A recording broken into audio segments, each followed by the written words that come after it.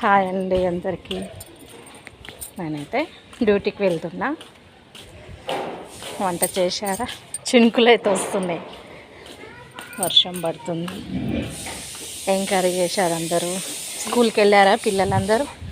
మా పిల్లలు ఎక్కడికో తీసుకెళ్తురని అన్నారు. మళ్ళా హైదరాబాద్లో ఫుల్ వర్షం ఉంది, వద్దు అని చెప్పారంట. మబ్బులో లేచి రెడీ అయినరు పోతామని. ఇంటికానే ఉన్నారు, ఇక పోలేరు, స్కూల్కి అస్సలు పోలేరు. మేము బొమ్మమ్మ ఇక అని చెప్పేసి ఇంటికానే ఉన్నారు పిల్లలైతే. డ్యూటీకి వెళ్తున్నా నేను. అందరు బాగున్నారా?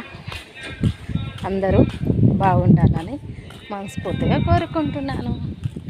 ఏం కర్రీలు చేశారు? ఏం కర్రీ చేశారు?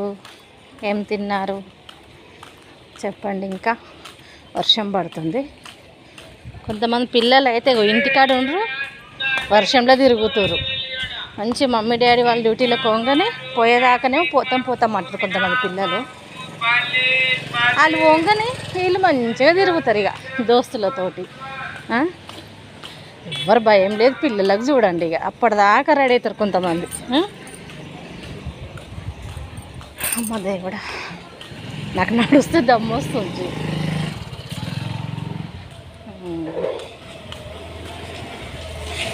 ఏం చెప్పండి, ఏం స్పెషల్ చేసిర్రు ఈరోజు?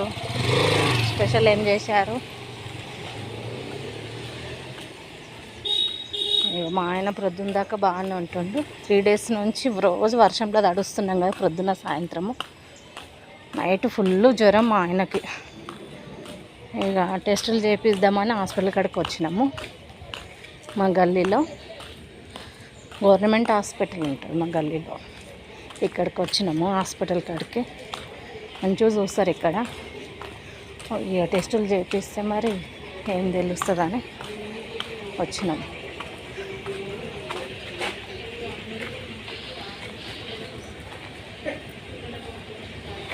చూడండి హాస్పిటల్ కాడికి అయితే వచ్చినాము. టెస్టులు చేస్తారు మా ఆయనకి. ఫుల్ జ్వరము. నైట్ అయితేనే బాగా జ్వరం వస్తుంది అసలు. ఈరోజు అయితే చాలా ఘోరంగా, ఇంకా నిద్రనే పోలేదు నైటు. ఫుల్ జ్వరము. చలి పెడుతుంది అంటుండు, అప్పుడే వేడవుతుంది అంటుండు. అస్సలు నిద్రపోలేడు. నాకు టెన్షన్ ఏమైందో ఏమని టెన్షన్ అయింది నాకు బాగా.